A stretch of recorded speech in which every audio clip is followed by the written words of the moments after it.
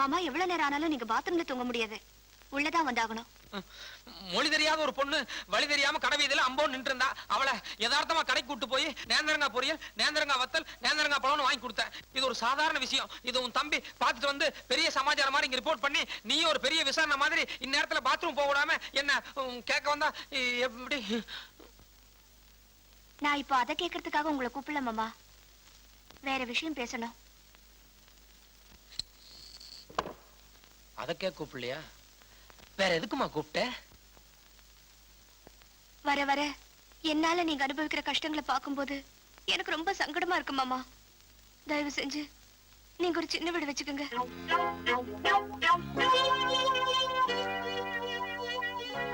சின்ன வீடு வச்சுக்கிறதா?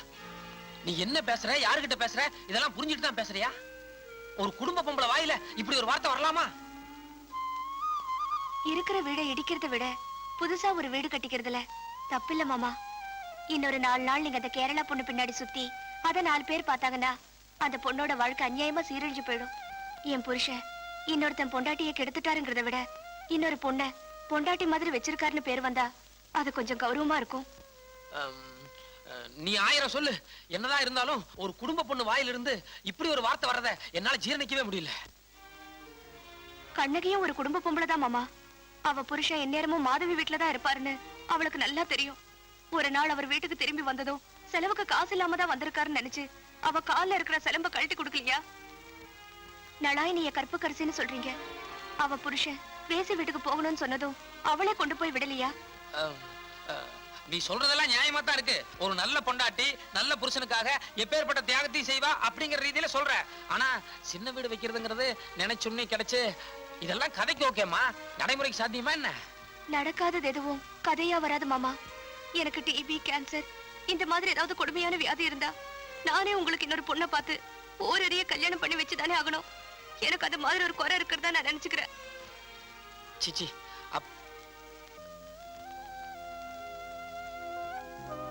உனக்கு எந்த குறையும் இல்ல பாக்கியலட்சுமி. டிபி, கேன்சர்னு நீ ஏன் எதுக்கு உன்னை பத்தி தப்பா நினைச்சிட்டு இருக்கிற? என்ன ராத்திரி ஒண்ணுதான் வாழ்க்கையா? ஒரு பெரிய பகல் இல்ல, அதுல எல்லா சந்தோஷமும் கிடைக்கும். என்ன எந்நேரமும் நான் வீட்டுக்குள்ளேயே சுத்தி சுத்தி வந்துட்டு இருந்தேன்னா கிணத்தவள 4 பேர் என்ன தப்பா பேசுவாங்க. That's why I am feeling. எந்நேரமும் வீட்லயே சாப்பிடுற ஒரு வாய்க்கு ஒரு நாளைக்கு ஒரு ஹோட்டல் ஏறி சாப்பிடலான்னு ஆசை இருக்குதான் செய்யும். அதுக்காக எந்நேரமும் ஹோட்டல்ல சாப்பிட்டு இருந்தா உடம்பு கெடுதல் எனக்கு தெரியாது. எனக்கு எதுக்கு 2 ஃபேனு? உன்னை விடவா எனக்கு ஃபேன் முக்கியம்? தலகாணி கூட 2 இருக்கு. நம்ம ஜாதகமே சரியில்லை, எல்லாம் 2 இருக்கு. முருகன் இஷ்ட தெய்வமா கும்பிடுறதுனால எல்லாம் அதே மாதிரி ஆயிடுச்சு. பாக்கியலட்சுமி, இந்தா இத காலுக்கு வச்சுக்கோ, இத போத்திக்கோமா.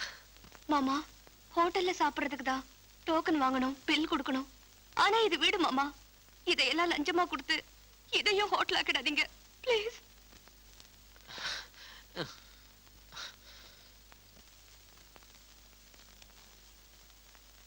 Mister Madanagopal. Good morning sir. Good morning. Good morning. இந்த மகாலிங்கபுரத்துல மரகதாம்பாள் வயசு 55ன்னு ஒரு 50,000 ரூபாய்க்கு லோன் இருக்குதே, அது என்ன கிணத்துல போட்ட கல்ல மாதிரி ஒரு தகவல் இல்லாம இருக்கு? சார், அது நான் வேலைக்கு சேரதுக்கு முன்னாலேயே வாங்கின லோனு. நான் பல தடவை ரிமைண்டர் அனுப்பிச்சிட்டேன், பட் எந்த ரெஸ்பான்ஸுமே இல்ல சார். அது சரியா? நீ ஃபீல்ட் ஆபீசரா இருக்கிற, நீ போய் பார்த்துட்டு வரக்கூடாது? மரகதாம்பாள் வயசு 55. ஆமா சார், பழைய நம்பர் 18. யோ, இங்க புது நம்பர் வந்து 6 மாசத்துக்கு மேல ஆச்சு. இப்ப வந்து பழைய நம்பரை கேட்டா யாருக்கு ஞாபகம் இருக்கும்?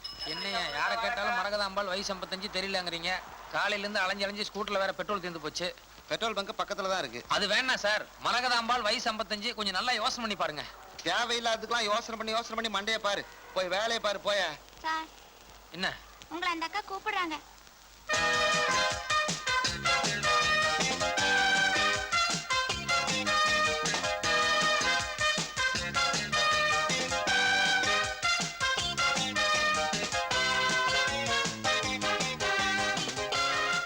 என்ன விஷயங்க? பழைய நம்பர் என்ன சொன்னீங்க? 18. என் பின்னாடி வாங்க. பழைய பாத்திரம் புடவே. என் பின்னால வா. பழைய பாத்திரம் புடவே.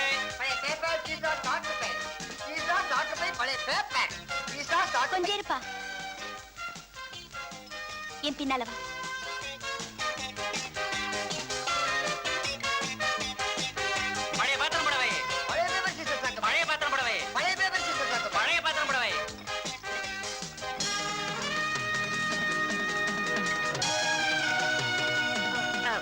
அவரும் இங்கேயே இருக்கு.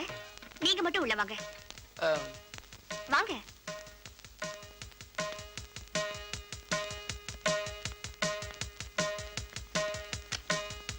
வாங்க.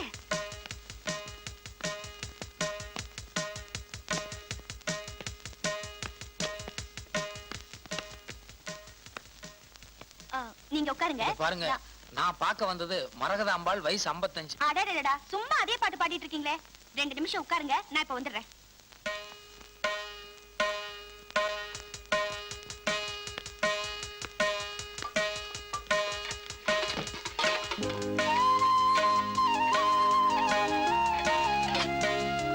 சீக்கிரம் அதை எடை போடு.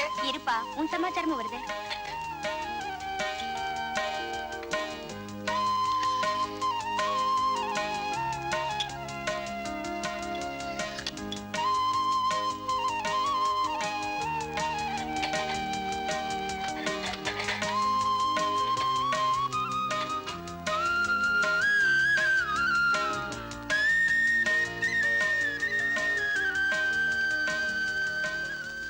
இந்தாங்க. நீங்க எதுக்கு பணம் கொடுக்குறீங்க? நீங்க சொல்ற மரகதாம்பாள் வயசு 55 எங்க பாட்டி தான். அவங்க தான் கடன் வாங்குனது. அது அவங்களால கட்ட முடியல. சோ நான் தான் கட்டி ஆகணும். நீங்க பேங்க் ஆஃப் மைசூர்ல இருந்து வரீங்கன்னு நான் வழியிலே கண்டுபிடிச்சிட்டேன். இந்த 300 ரூபாயை முதல் தவணையா வச்சுக்கோங்க. மாசம் மாசம் என்னால எவ்வளவு கட்ட முடியுமோ கட்டி கூடிய சீக்கிரம் உங்க கடன் அடைச்சிடுறேன். ஓகே, இந்தாங்க. இத பாருங்க, நான் வசூலுக்கு வந்தவன் தான். ஆனா அதுக்காக மனிதாபிமானமே இல்லாதவன் இல்ல. குடும்ப சூழ்நிலை ஒரு மாதிரியா இருக்குன்னு என்கிட்ட ஒரு வார்த்தை சொல்லியிருந்தீங்கன்னா நான் நேரா எங்க மேனேஜர்கிட்ட போய் பேசி 3 மாசமோ அல்லது 6 மாசமோ உங்களுக்கு டைம் வாங்கி கொடுத்துருப்பேன். அதை விட்டுட்டு வீட்டுல இருக்கிற பழைய பேப்பர், புடவை, அது இதுன்னு எல்லாத்தையும் எடுத்து போட்டு என் ஹார்ட் ரொம்ப ஃபீல் பண்ண வைக்கிறீங்களே. சார், தற்சமயம் எனக்கு உத்தியோகம் கிடையாது. நீங்க 3 மாசம் 6 மாசம் டைம் வாங்கி கொடுத்தாலும் நான் மறுபடியும் இந்த வேலை தான் செய்யணும். புடிங்க. ஏண்டி, உனக்கு என்ன பைத்தியமா பிடிச்சிருக்கு? அடுத்த வேலை சோறாக்க கூட இல்லாம எல்லா பாத்திரத்தையும் தூக்கி போட்டுட்டியா அவனுக்கு? பாட்டி, வாழ்க்கையில பெரிய சொத்து நம்பிக்கையும் நாணயமும் தான். கடன் கொடுத்தவங்க நம்ம வீட்டு வாசப்படியை தேடி வந்திருக்காங்க. நம்ம கௌரவத்தை நாம காப்பாத்திக்க வேண்டாமா? அதை விட சோறா முக்கியம். என்னாச்சு? இவ்வளவு சின்ன வயசுல எவ்வளவு பெரிய வார்த்தைகளை பேசுறீங்க. எனக்கு பாத்திரம் போனாலும் உனக்கு பணம் கிடைக்குதுல்ல, அப்புறம் ஏன் பேச மாட்டேன்? தப்பு பாட்டி. நெல்ல கொட்டினா அள்ளிடலாம், ஆனா சொல்ல கொட்டினா அள்ள முடியுமா? நம்ம இன்னைக்கு கடனை ஏமாத்திடலாம், ஆனா நம்மள மாதிரி கஷ்டப்படுறவங்க இந்த நாட்டுல எத்தனையோ பேர் இருக்காங்க. அவங்க நாளைக்கு பேங்க்குக்கு போய் பேங்க்ல கடன் கேட்டா கொடுப்பாங்களா? இப்ப என்னாச்சு? உங்க புடவை மட்டும் சிகப்பு இல்லைங்க, உங்க சிந்தனை கூட சிகப்பா, ஐ மீன் ரெவல்யூஷன் சொல்ல வந்தேன். பாட்டி, அன்னைக்கு நம்ம பேங்க்ல கடன் வாங்க போகும்போது பேங்க்காரங்க காஃபி கொடுத்தாங்க, ஞாபகம் இருக்கா? ஆமா. இன்னைக்கு அவங்க வசூல் பண்ண வந்திருக்காங்க. அட்லீஸ்ட் அவங்களுக்கு ஒரு டம்ளர் மோர் கொடுக்கலன்னா மரியாதையா இருக்காது. போய் மோர் எடுத்துட்டு வாங்க. நீங்க உட்காருங்க. நீங்க பேசுறதே எஸ்பி சைலஜா பாடுற மாதிரி அவ்வளவு ஒரு குளிர்ச்சியா இருக்குங்க. உங்களை பார்த்தா நல்லா படிச்ச மாதிரி இருக்கு.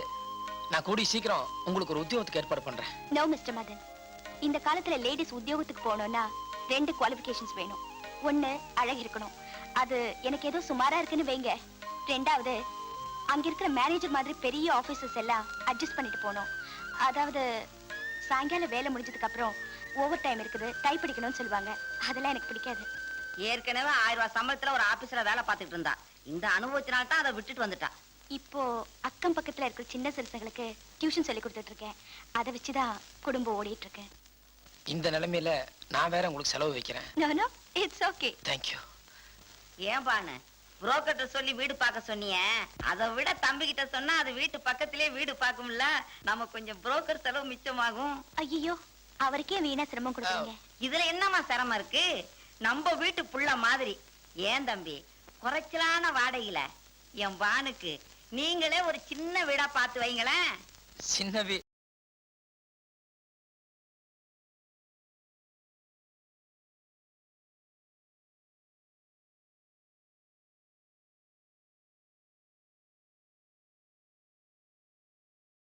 தாடும் அமுதே என்றோ அடியே நான். வணக்கம் பாட்டி. அடடா, வாங்க தம்பி வாங்க. என்ன அதுக்குள்ளே வீடு கிடைச்சிச்சு? நான் உங்களுக்கு வேற வீடு பார்க்க போறதில்ல பாட்டி. என்ன, இனிமே நீங்க இந்த வீட்டுல தான் தங்க போறீங்க. என்னப்பா சொல்ற? கொஞ்சம் எந்திரிச்சு வெளியே வர்றீங்களா?